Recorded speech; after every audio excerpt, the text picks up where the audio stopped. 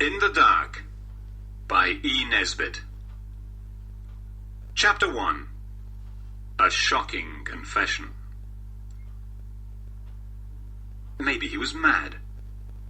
Maybe he had a sixth sense. Or was he really haunted? He told me the first part of the story, and I saw the last part with my own eyes. At school, my friend Haldane and I hated a boy called Visger. When we did something wrong, he always told the teacher. One day we stole some cherries from a tree. "Do you know who did it, Visger?" the teacher asked. "It was Haldane and Winston," he replied. Later, Haldane asked him how he knew it was us. "I didn't know," he said. "I just felt certain, and I was right."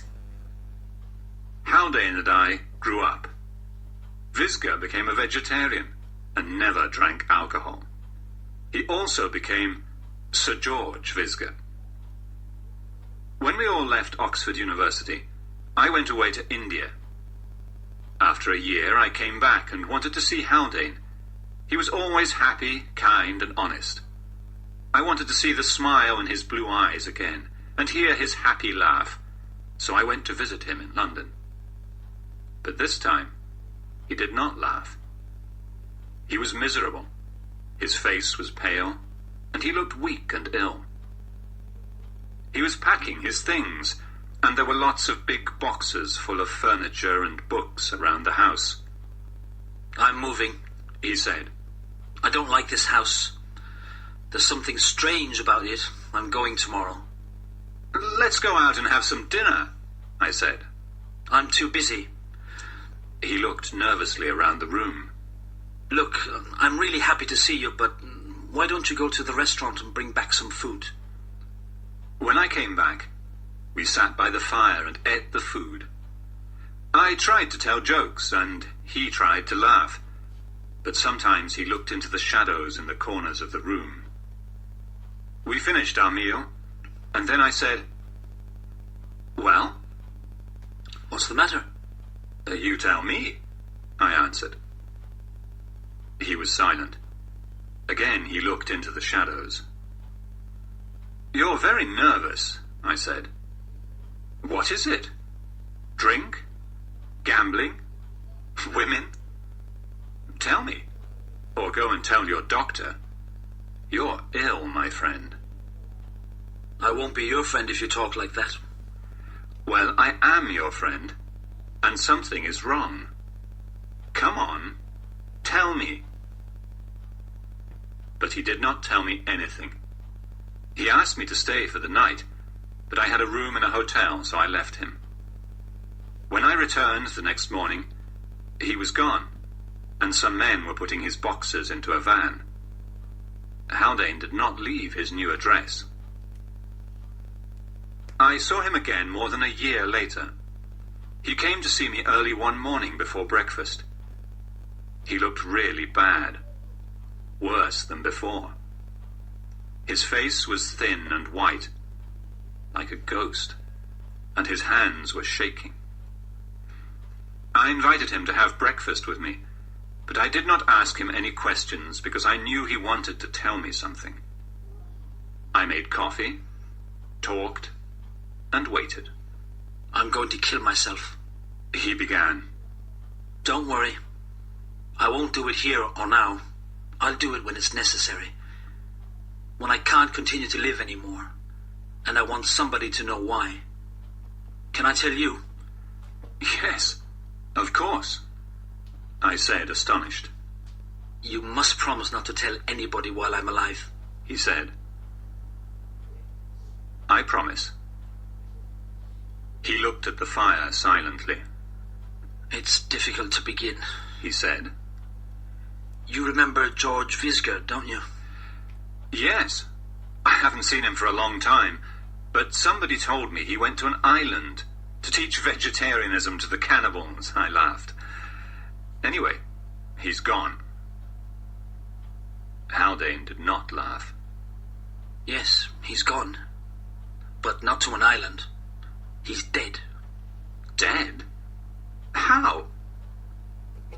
You remember he always knew when people did bad things and told the teacher? Well, he told a girl some bad things about me. I loved her, but she left me. Then she died suddenly. Oh, it was terrible. When I went to the funeral, he was there. I came back home and sat thinking about it, and then he arrived. I hope you told him to go away, I said angrily. No, I listened to him.